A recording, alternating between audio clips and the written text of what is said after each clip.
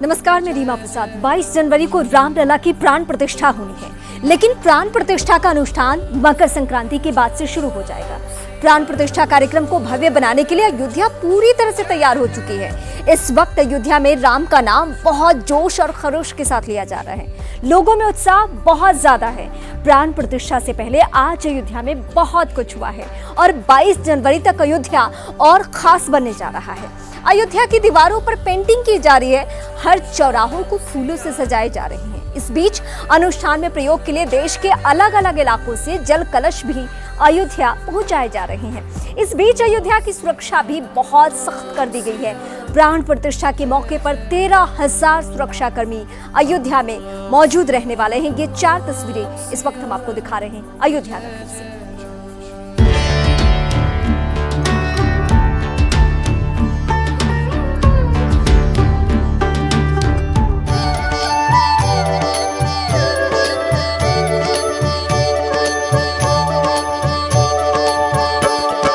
रघुपति राघव राजा राम, पतित पावन सीताराम।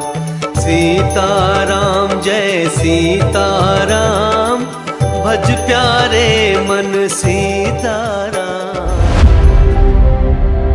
हर तरफ प्रभु श्री राम की भक्ति का अद्भुत वातावरण।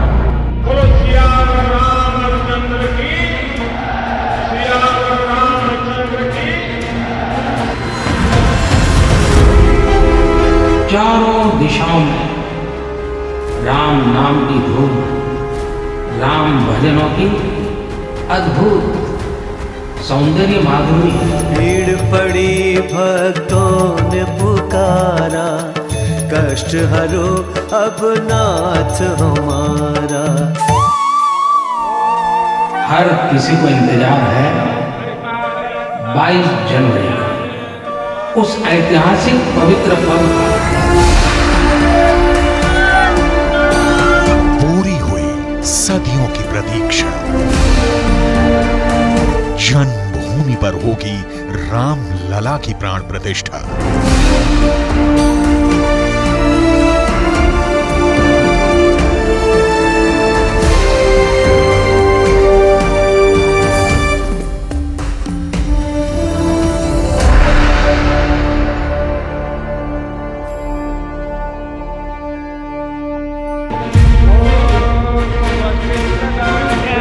किसी भी मंदिर में मूर्ति पूजन प्रारंभ होने से पहले उसमें प्राण प्रतिष्ठा का विधान है। इस विधान के पीछे सिर्फ परंपरा नहीं, अध्यात्म के साथ साथ विज्ञान का तत्व दर्शन समाया हुआ है।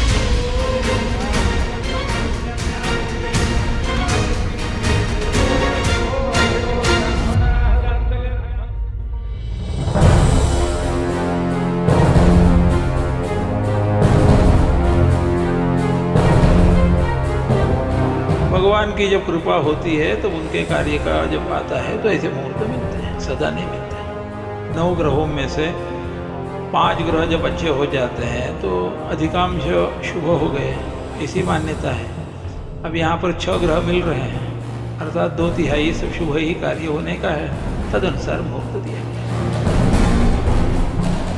सबसे पहले शिल्पी जिन्होंने मूर्ति बनाई है वो मूर्ति को स्नान कराएंगे उस दिन, और मूर्ति का स्नान करा करके वो आचार्य को मूर्ति सौंपेंगे कि ये अब प्राण प्रतिष्ठा के योग्य मूर्ति है, आपने चयन की है, और इसका पूजन हम प्रारंभ करेंगे।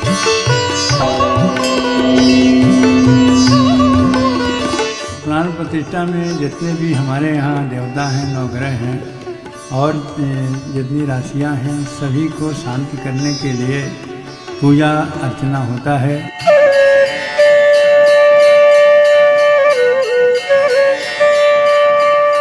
ये जो कार्यक्रम संपूर्ण होने वाला कोई एक ही स्थान पर नहीं होने वाला है। उसके लिए सामान्यतः 3 स्थान, कोई दूरी नहीं, बिल्कुल समीप में ही।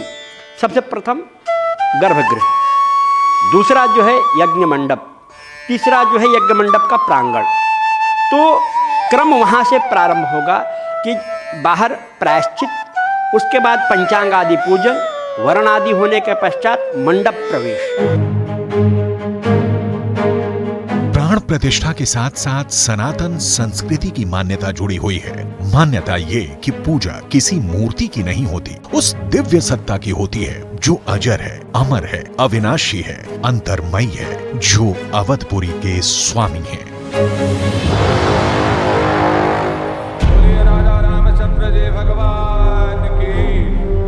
मेरा सौभाग्य है कि मुझे भी इस पुण्य अवसर का साक्षी बनने का अवसर मिल रहा है। ये मेरे लिए कल्पनातीत अनुभूतियों का समय है। मैं भावुक हूँ, भाव विह्वल हूँ। मैं पहली बार जीवन में इस तरह के मनोभाव से गुजर रहा हूँ। मैं एक अलग ही भाव भक्ति की अनुभूति कर रहा हूँ। मेरे अंतर मन की ये भाव यात्रा मेरे लिए अभिव्यक्ति का नहीं, अनुभूति का अवसर है।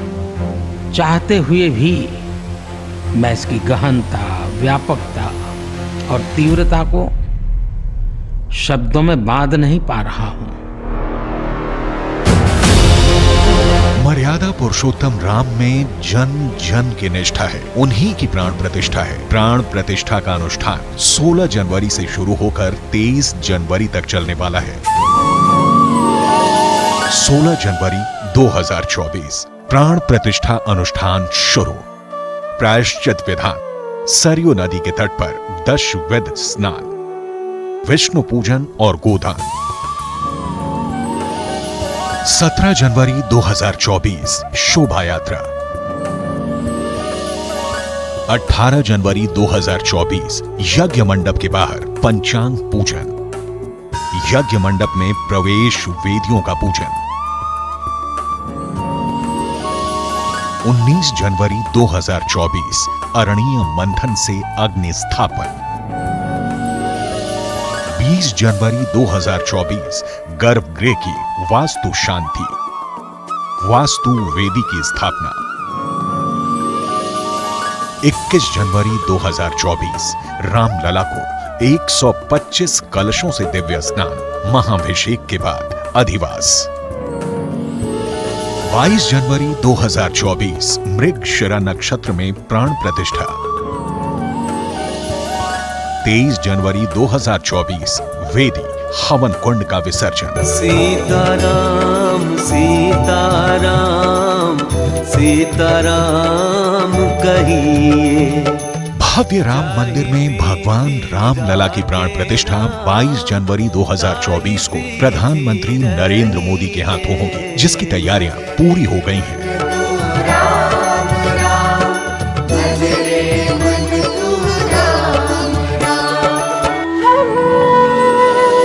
राम लला की प्राण प्रतिष्ठा के लिए शुभ मुहूर्त मात्र 84 सेकंड का है। 22 जनवरी 2024 को दोपहर 12:29:08 से 12:30:32 तक होगा। रामलला की प्राण प्रतिष्ठा का ये मुहूर्त ज्योतिष के प्रकांड विद्वान पंडित गणेश्वर शास्त्री द्रविड़ ने निकाला है। यही वो शास्त्री हैं जिन्होंने राम मंदिर का भूमि पूजन और वाराणसी के काशी विश्वनाथ कॉरिडोर के उद्घाटन का मुहूर्त निकाला था। तमिलनाडु से ताल्लुक रखने वाले पंडित गणेश्वर शास्त्री द्रविड़ काशी में गंगा किनारे राम घाट इलाके में रहते हैं। 22 जनवरी 2024 को पौष शुक्ल द्वादशी है, सोमवार है, मृगशीर्ष नक्षत्र है, उच्च राशि का चंद्र है, अभिजीत का समय है, मध्याह्न में आता है। अभिजीत के समय महाविष्णु आकाशमंडल में रहकर सुदर्शन चक्र के द्वारा सारे दोषों को निवारण करते हैं, ऐसा ज्योतिष शास्त्र में लिखा है। तदनुसार वो मुहूर्त है।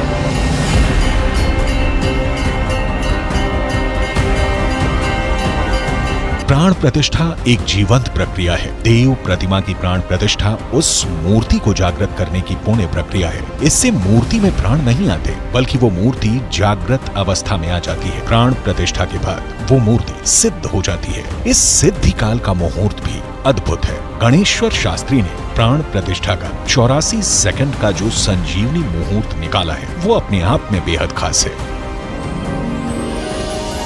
मेष लग्न का गुरु इस मुहूर्त का प्राण है। लग्नस्थ गुरु सर्व दोषों का शमन करेगा। मुहूर्त में विचार किए जाने वाले कुल 16 वर्गों में 10 वर्ग भी अत्यंत शुभ हैं। मेष लग्न के गुरु की विशिष्टता यह है कि दोष उत्पन्न करने वाले 5 बाण यानी रोग बाण, मृत्यु बाण, चोर बाण, राजबाण और अग्निबाण में से कोई भी बाण संजीवनी मुहूर्त में नहीं रहेगा। मुहूर्त के दौरान 9 ग्रहों में 6 ग्रह मित्र के रूप में अपने घरों में रहेंगे। मुहूर्त में गुरु मित्र गृही होकर नवांश में उच्च का रहेगा। अन्य ग्रहों के राहु केतु के चारों तरफ ना होकर सिर्फ 2 तरफ होने से काल सर्प दोष की स्थिति भी नहीं रहेगी। सूर्य के मकर राशि में होने से पौष मास का दोष भी नहीं रहेगा। सूर्य के अभिजीत में होने से मृग शीर्ष नक्षत्र भी शुभ फलदायी होगा। 22 जनवरी को दोपहर के समय, प्रतिष्ठा के समय मेष लग्न है। मेष लग्न में गुरु है। उस गुरु की दृष्टि 5वें, 7वें और 9वें स्थान पर है। 5वें स्थान पर पड़े गुरु की दृष्टि होने से सबके सद्विचार होंगे, जो भगवान की सेवा करेंगे और मन की प्रवृत्ति भी अच्छी रहेगी 7वें स्थान में दृष्टि होने से। और 9वें स्थान पर दृष्टि होने से धार्मिक कार्य होगा, उपासना अच्छी होगी और भाग्योदय होगा, उन्नति होगी। जब भगवान की होगी तो देश की भी होगी। सनातन शास्त्र का गूढ़ कहता है पूजा दिव्य सत्ता की होती है, जो सृष्टि के सृष्टा है। मूर्ति तो बस आराधना का सशक्त माध्यम है। प्राण प्रतिष्ठा मूर्ति में उस अविनाशी सत्ता के अंश की स्थापना का अनुष्ठान है। उस अनुष्ठान को पूर्ण कराने वाले मुख्य यजमान प्रधानमंत्री नरेंद्र मोदी हैं। मुख्य यजमान के तौर पर अनुष्ठान से जुड़े विधि विधान का पालन प्रधानमंत्री मोदी पूरी निष्ठा से कर रहे हैं। प्रभु ने मुझे सभी भारतवासियों का प्रतिनिधित्व करने का निमित्त बनाया है। निमित्त मात्रम भव सव्य साचिन।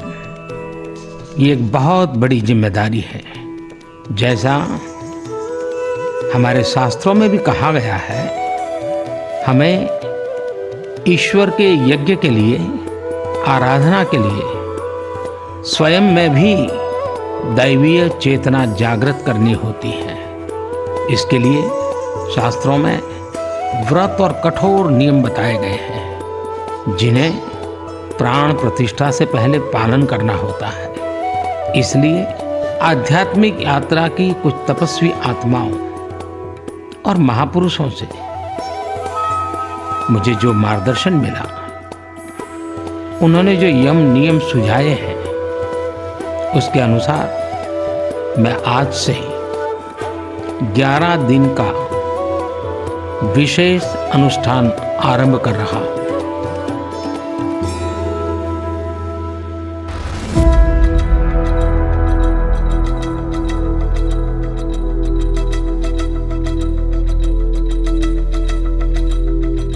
प्राण प्रतिष्ठा से 11 दिन पहले 12 जनवरी को प्रधानमंत्री नरेंद्र मोदी ने इस ऑडियो मैसेज को जारी किया। प्रधानमंत्री ने देश को बताया कि वो 11 दिन का विशेष अनुष्ठान आरंभ कर रहे हैं। अपने अनुष्ठान की शुरुआत प्रधानमंत्री नरेंद्र मोदी ने नासिक के पंचवटी से की।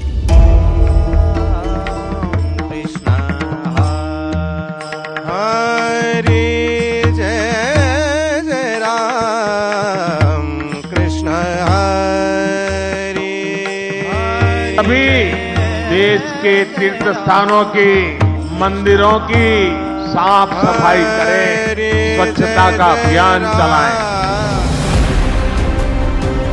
पौराणिक मान्यता है कि वनवास के दौरान भगवान राम पत्नी सीता और छोटे भाई लक्ष्मण के साथ यहाँ कुछ वक्त गुजारा था। वाल्मीकि रामायण के अलावा अरण्य कांड, रामचरितमानस, रामचंद्रिका में पंचवटी का विस्तार से वर्णन है। भगवान राम, माता सीता और लक्ष्मण सहित 14 वर्ष तक वनवास में रहे। उन्होंने कुछ समय पंचवटी में भी बिताया। वो यहाँ झोपड़ी बनाकर रहते थे। इतना ही नहीं, यहीं पर लंकापति रावण ने माता सीता का हरण किया था। उसी स्थान से प्रधानमंत्री ने 11 दिन के अनुष्ठान की शुरुआत की।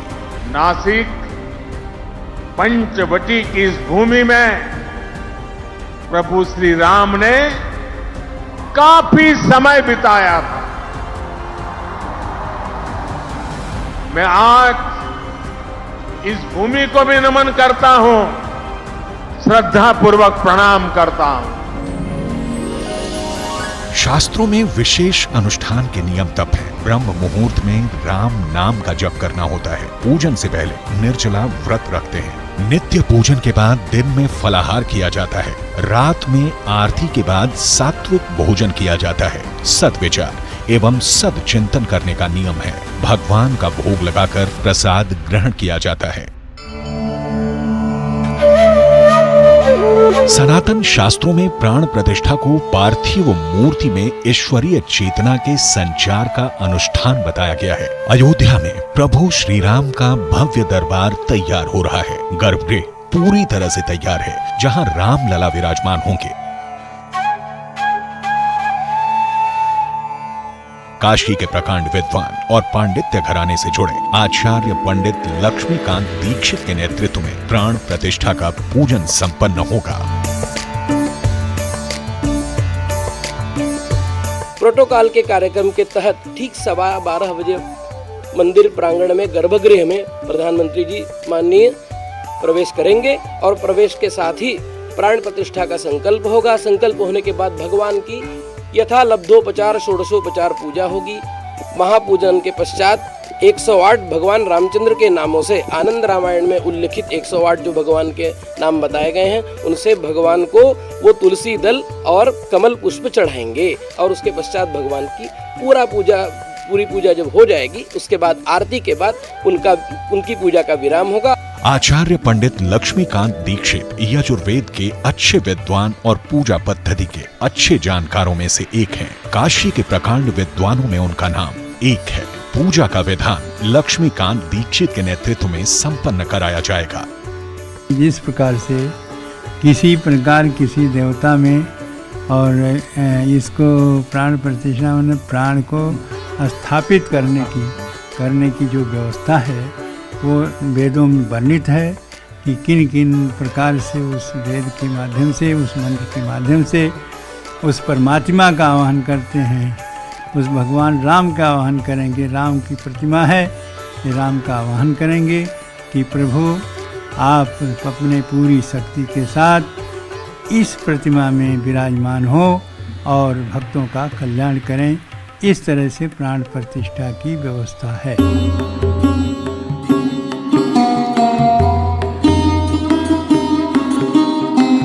प्राण प्रतिष्ठा के पूरे कार्यक्रम में हिस्सा लेने वाले 10 आचार्यों में लखनऊ विश्वविद्यालय के एक प्रोफेसर भी शामिल हैं। लखनऊ विश्वविद्यालय के सहायक प्रोफेसर डॉक्टर श्यामलेश कुमार तिवारी को राम मंदिर में रामलला की मूर्ति का अभिषेक करने वाले 10 पुजारियों में से एक के रूप में चुना गया है। न्यास की क्रिया बहुत वृहद है और वो उसके पश्चात उनके स्थान पर स्थापित किया जाएगा और स्थापना के बाद फिर वो महाभिषेक स्नान इत्यादि जो है महाभिषेक चलेगा। और महाभिषेक के पश्चात जो है ये जो हमारी सबकी जो चिर परिचित और जिसकी बहुत प्रतीक्षा है, जिसके लिए हम पलक पावड़े बिछाकर बिल्कुल राम श्री राम जय जय राम की उद्घोष कर रहे हैं, जप कर रहे हैं, कीर्तन कर रहे हैं, वह समय 22 जनवरी का वह जो कालखंड मृगशिरा नक्षत्र का है वो आकर और भय प्रगट कृपाला दीन दयाला कौशल्या हितकारी, तो उसमें कौशल्या के हितकारी के साथ साथ संपूर्ण विश्व के हितकारी हमारे प्रभु श्री राम का दर्शन हम उससे रूप में कर पाएंगे। प्राण प्रतिष्ठा के अनुष्ठान में 10 आचार्यों की टीम के साथ साथ 130 और विद्वान भी हिस्सा लेंगे। प्राण प्रतिष्ठा के अनुष्ठान के लिए शास्त्रीय परंपरा के अनुसार 2 मंडप और 9 हवन कुंड तैयार हुए हैं। सभी 9 कुंडों में एक साथ अनुष्ठान होंगे। ऐसे 8 प्रकार के जो कुंड मंडप सिद्धि नामक जो ग्रंथ है, जो उसमें जो वर्णन है वो उन्हीं कुंड का जो है वहाँ पर निर्माण किया गया है। उस कुंड में अग्नि का स्थापन, अब ये बहुत बड़ा एक महत्वपूर्ण कार्य है। अग्नि स्थापन केवल ऐसा नहीं कहीं माचिस जला के या किसी दीप से लेकर हमने अग्नि को प्रज्वलित कर लिया, उस अग्नि में हम हवन करेंगे, नहीं।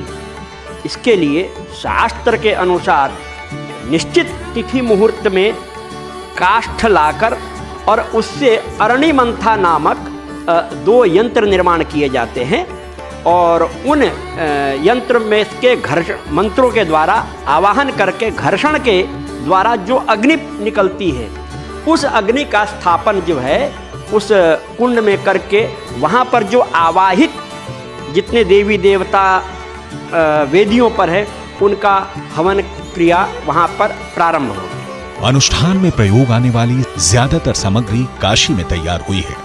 रामलला को स्नान करवाने के लिए सहस्त्र छिद्र यानी 1008 छिद्र वाला घड़ा, हवन पात्र, समिधा, 9 ग्रह की लकड़ियों से तैयार यज्ञ पात्र में अरणि मंथन, शंख, चक्र, गदा और पद्म, सुरुआ और सुरुचि, कर्मकांडी ब्राह्मणों के लिए कमंडल, लुटिया, आमशनी और छोटी तश्तरी के 125 सेट पूजन पात्र तैयार किए गए हैं।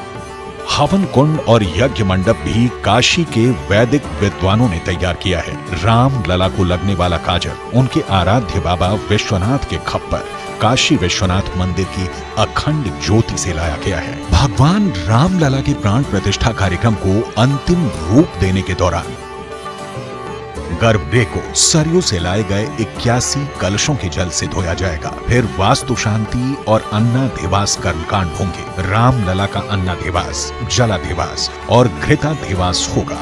21 जनवरी को 125 कलशों से मूर्ति के दिव्य स्नान के बाद शय्याधिवास कराया जाएगा। 22 जनवरी को सुबह नित्य पूजन के बाद मध्याह्न काल में प्राण प्रतिष्ठा की महापूजा होगी। सहस्र छिद्र कलश, 1000 छिद्रों वाले कलश से भगवान का स्नान होगा। सभी वेदों के विद्वान मंत्र पढ़ते रहेंगे और भगवान का दिव्य स्नान संपन्न होगा। स्नान संपन्न होने के बाद भगवान का वहाँ 3 वेदियों पर स्नान होता है। दूसरी वेदी में जब स्नान होगा उस समय भगवान के नेत्रों को खोला जाएगा और भगवान के सामने पहली बार भक्ष्य भोज्य पदार्थ सामान्य रूप में दिया जाएगा और सुवर्ण शलाका से उनके नेत्रोन्मीलन किया जाएगा। नेत्रोन्मीलन करने के पश्चात तृतीय वेदी का स्नान होगा। वेदी का स्नान करने के पश्चात भगवान को सूक्ष्म वस्त्र से, मुलायम वस्त्र से पोंछा जाएगा। उसके बाद इत्र आदि लगा करके भगवान की महापूजा पहली की जाएगी। प्राण प्रतिष्ठा के अनुष्ठान के अधिवास का बहुत ही अहम विधान है। राम मंदिर में भी 18 जनवरी से 21 जनवरी तक अधिवास का अनुष्ठान चलेगा। 18 जनवरी 2024 को सुबह शाम जलाधिवास, सुगंधाधिवास, गंधाधिवास, 19 जनवरी 2024 से फलाधिवास और फिर धान्य अधिवास होगा। 20 जनवरी को पुष्पाधिवास, रत्नाधिवास और शाम को घृत अधिवास होगा। 21 जनवरी की सुबह में शर्करा, मिष्ठान और मधु अधिवास, फिर औषधि और शय्या अधिवास होगा। जल में रखा जाएगा क्योंकि ऐसा विद्वानों ने कहा है, शीताधिक्य है इसलिए जल में ज्यादा देर न रखा जाए, ऐसा मंतव्य किया हुआ। बाल मूर्ति स्वरूप है तो ठंड भगवान को न लगे ऐसा देखते हुए थोड़ी देर जलाधिवास किया जाएगा और जलाधिवास के पश्चात तुरंत भगवान को चंदन आदि से लेपन किया जाएगा और गंधाधिवास, ऐसे 2 अधिवास पहले दिन होने सुनिश्चित है। उसके बाद 19 तारीख को प्रातःकाल यज्ञ का आरंभ होगा, गणेश आदि देवताओं का पूजन होगा। उसके पश्चात 9 बजे ठीक अरणि मंथन द्वारा अग्नि का प्राकट्य होगा और हवन कुंडों में अग्नि स्थापित की जाएगी और उसके पश्चात मंडप के सारे देवताओं का स्थापन, मंडप में भगवान रामचंद्र का विधिवत पूजन राजा राम भद्र बना करके और उसके ऊपर पीठ देवता, यंत्रादि देवता का पूजन करके भगवान रामचंद्र का विधिवत पूजन, सांगोपांग पूजन संपन्न होगा।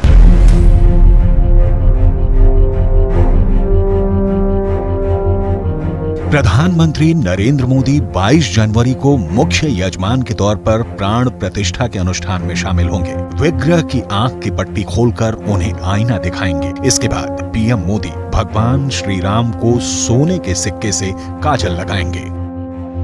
पूजन प्रक्रिया में सबसे पहले भगवान का ध्यान किया जाएगा, फिर उनको आसन के लिए पुष्प दिया जाएगा। इसके बाद रामलला का चरण धोकर उनको अर्घ दिया जाएगा। मुख में आचमनी जल भी देंगे, फिर मधु पर्क देकर स्नान कराएंगे।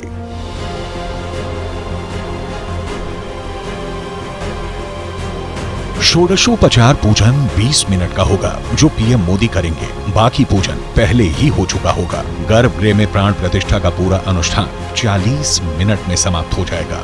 आखिर में पीएम मोदी रामलला की महाआरती करेंगे। रामलला की आरती में भी मुख्य यजमान प्रधानमंत्री सहित गर्भगृह में मौजूद सभी लोग शामिल होंगे। पहली महाआरती के बाद प्राण प्रतिष्ठा का अनुष्ठान संपन्न हो जाएगा। करोड़ों राम भक्तों के आस्था के केंद्र रामलला अपने नए धाम में भक्तों को दर्शन देंगे।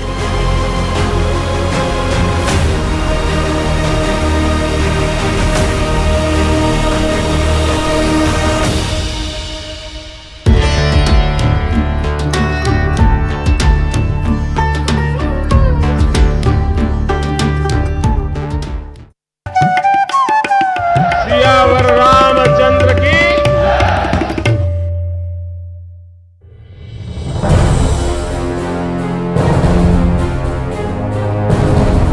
राम काज किने बिनु मोहि कहा विश्राम।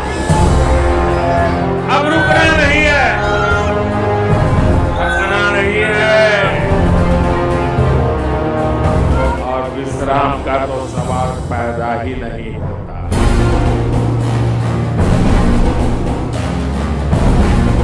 आजकल मैं जहां भी जाता हूं वहां अयोध्या में बन रहे प्रभु राम के भव्य मंदिर की चर्चा चलती है। बोलो सियावर रामचंद्र की, सियावर रामचंद्र की, सियावर रामचंद्र की। 5 अगस्त 2020 राम मंदिर का भूमि पूजन।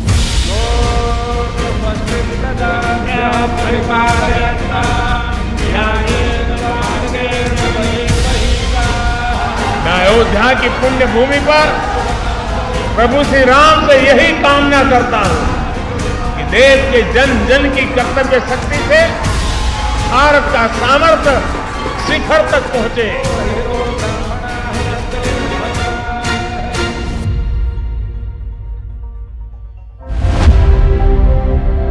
22 जनवरी 2024 रामलला के विग्रह की प्राण प्रतिष्ठा।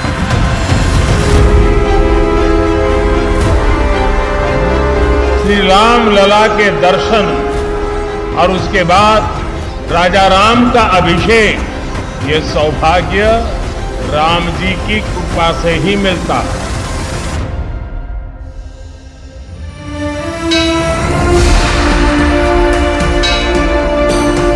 2024 नया साल आस्था के इतिहास में शाश्वत बनने वाला है।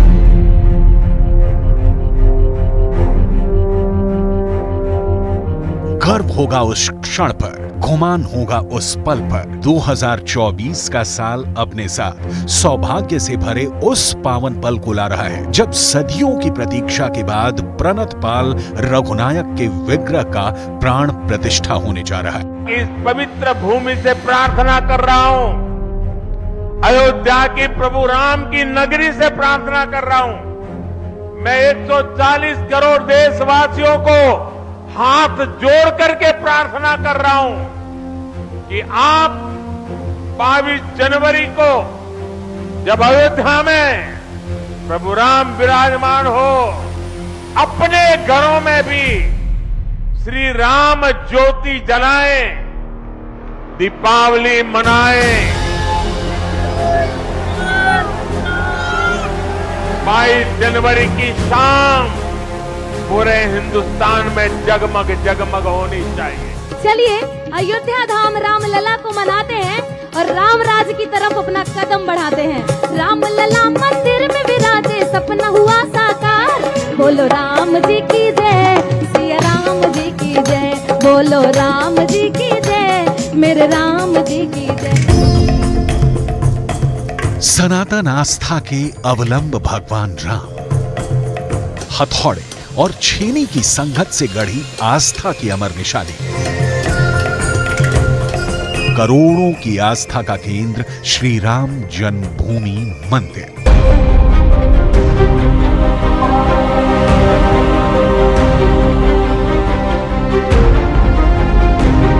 नए मंदिर का कपाट खुलेगा, पहली बार खुलेगा।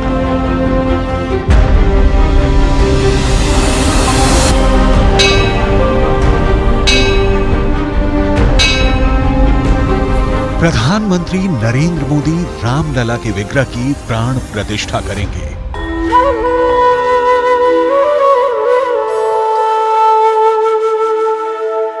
कोटि कोटि राम भक्तों की भावनाओं के प्रतिबिंब श्री राम जन्मभूमि मंदिर निर्माण का पहला चरण पूरा हो गया है। चिर प्रतीक्षित राम मंदिर में रामलला का गर्भगृह पूरी तरह से बनकर तैयार है। ये गर्भगृह है पुरुषों के आचरण का आदर्श रचने वाले भगवान राम का, जिनकी कथा घर घर में सुनी जाती है। वो अपने मंदिर के इसी भव्य और दिव्य गर्भगृह में विराजेंगे।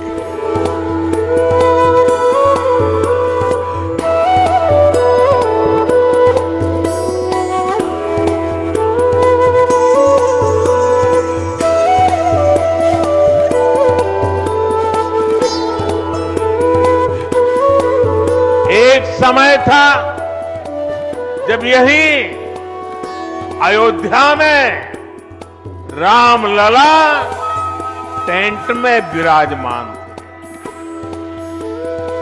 आज पक्का घर सिर्फ रामलला कोई नहीं, बल्कि पक्का घर देश के 4 करोड़ गरीबों को भी मिला है।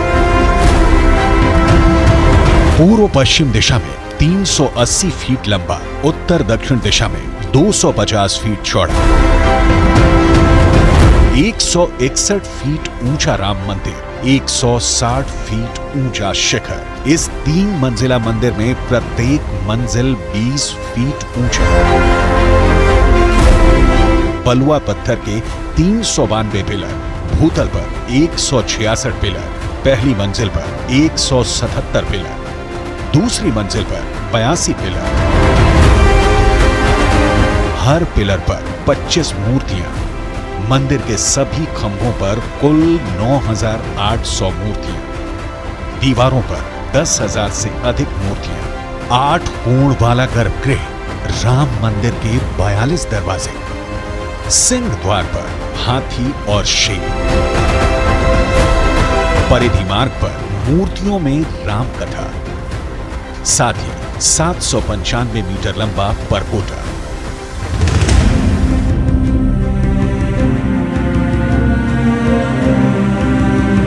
अयोध्या में जो राम मंदिर बन रहा है वो हर दृष्टिकोण से अद्भुत, अविश्वसनीय और अलौकिक है।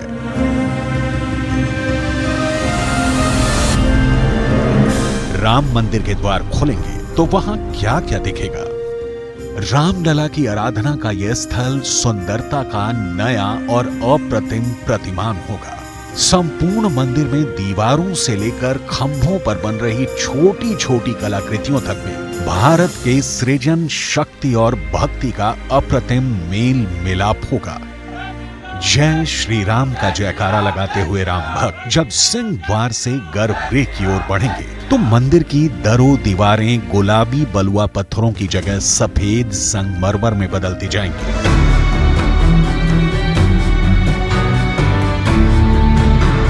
भारत में हर साल हजारों नए मंदिर बनते हैं, सैकड़ों का पुनरुद्धार होता है, लेकिन राम मंदिर हर रोज नहीं बनता।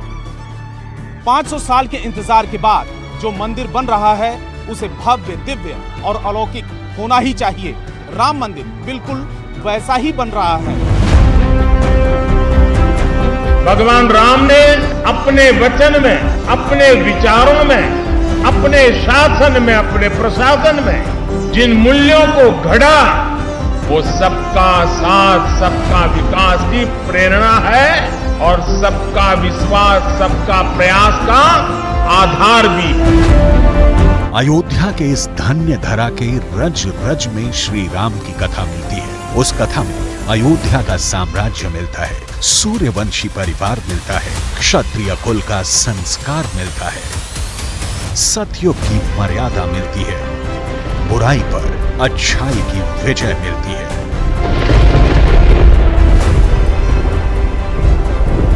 उसी अयोध्या में श्री राम के पावन दर्शन करने पहुंचे राम भक्तों के कदम सबसे पहले इस राम जन्मभूमि पथ पर पड़ेंगे। राम भक्त जब सबसे पहले इस मार्ग पर आएंगे तो सबसे पहले हनुमानगढ़ी के दर्शन होंगे। ये सड़क 5.5 फीट चौड़ी बनाई जा रही है, जिसके दोनों तरफ 4-4 मीटर के फुटपाथ होंगे। इन्हीं फुटपाथ पर श्रद्धालुओं के बैठने के लिए बेंच भी लगाए जाएंगे। इसके अलावा भक्ति पथ को एक ऐसी तकनीक से तैयार किया जा रहा है कि अगर श्रद्धालु नंगे पैर भी राम मंदिर के दर्शन करने पहुंचेंगे तो उनके पांव जलेंगे नहीं।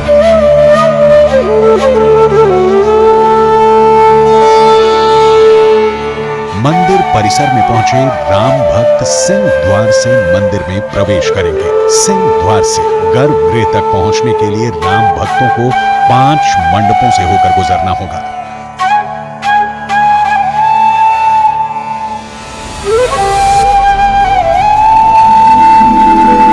रामलला के भक्त पूर्वी द्वार से मंदिर में प्रवेश करेंगे। 32 सीढ़ियां चढ़कर वो सिंह द्वार तक पहुंचेंगे और वहां के मंडप में प्रवेश करेंगे।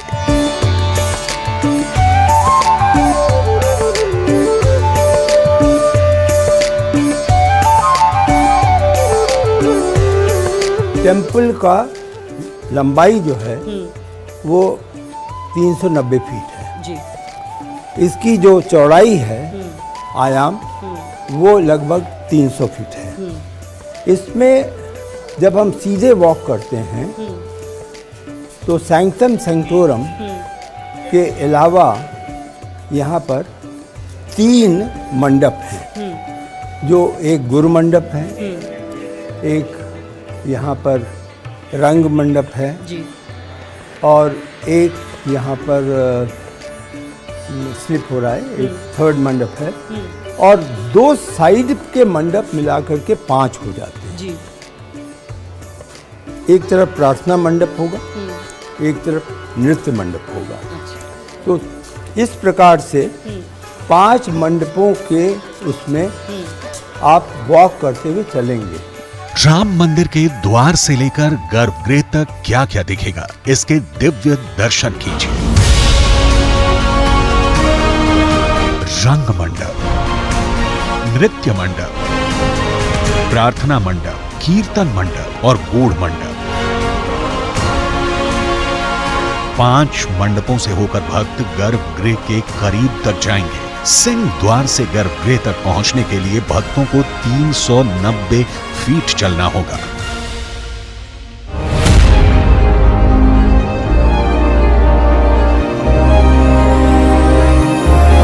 राम मंदिर का हर मंडप नागर शैली में बनाया जा रहा है। नागर शैली का जिक्र पुस्तकों में मिलता है।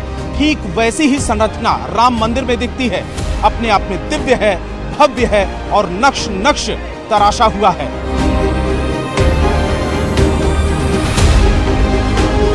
गर्भगृह के ठीक सामने गूढ़ मंडप है। ये भक्तों के लिए राम दर्शन का आखिरी चरण होगा, क्योंकि इससे आगे रामलला का गर्भगृह है, जहां स्वयं प्रभु श्री राम विराजित रहेंगे। गूढ़ मंडप सबसे बड़ा है, इसकी ऊंचाई भी ज्यादा है।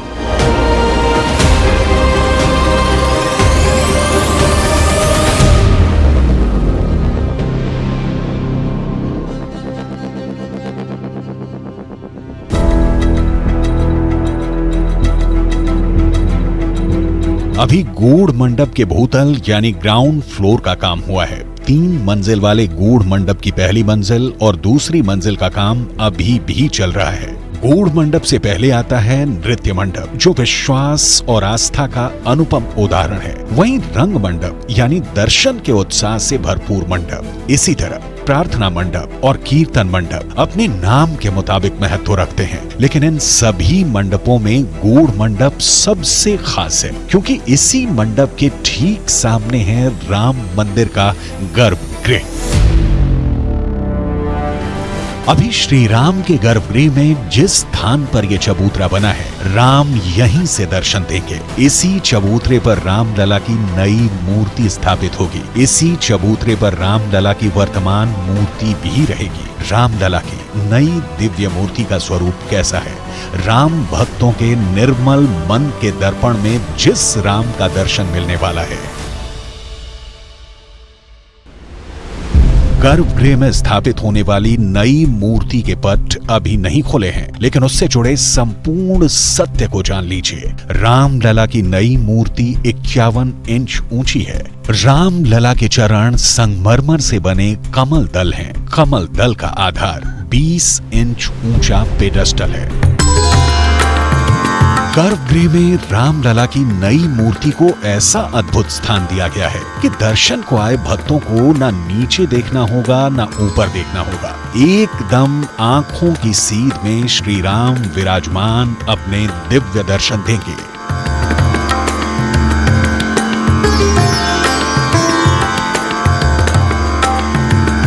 जैसे अयोध्या में भगवान राम के अवतार से राजा दशरथ के महल का सूनापन दूर हुआ था, अवधपुरी के भविष्य को नई दिशा मिली थी, पुरुष की मर्यादा का उत्तम रूप प्रस्तुत हुआ था। राम के उसी अवतार का दृश्य गर्भगृह में मिलने वाला है। गर्भगृह में स्थापित होने वाली रामलला की नई मूर्ति को अचल मूर्ति का नाम दिया गया है। अभी जो मूर्ति अस्थायी मंदिर में विराजमान है उसे चल मूर्ति कहा जा रहा है, यानी नई और पुरानी दोनों मूर्तियां गर्भगृह में रहेंगी। श्री राम मंदिर का गर्भगृह सेमी सिलेंड्रिकल शेप में बनाया गया है।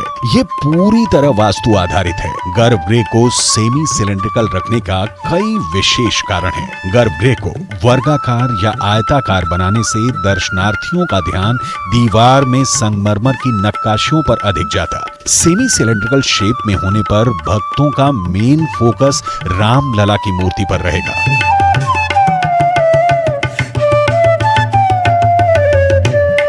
माना जाता है कि आज की अयोध्या ही राजा दशरथ की राजधानी थी। उस राजधानी में राजा दशरथ का महल अवतार लेने वाले राम की किलकारियों से गूंज उठा था।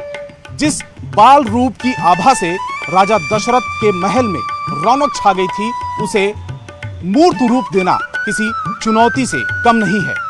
राम मंदिर के गर्भगृह में अचल मूर्ति तो एक ही स्थापित होगी, लेकिन इसके लिए तीन मूर्तियों को तैयार किया गया है। महीनों से 3 अलग अलग मूर्तिकार रामलला की मूर्ति को तराशने में लगे थे। तीनों मूर्तिकार दिन रात अपनी मूर्ति में उस लोचन अभिरामा, तनु घनश्यामा श्री राम की छवि को उकेरने में लगे रहे।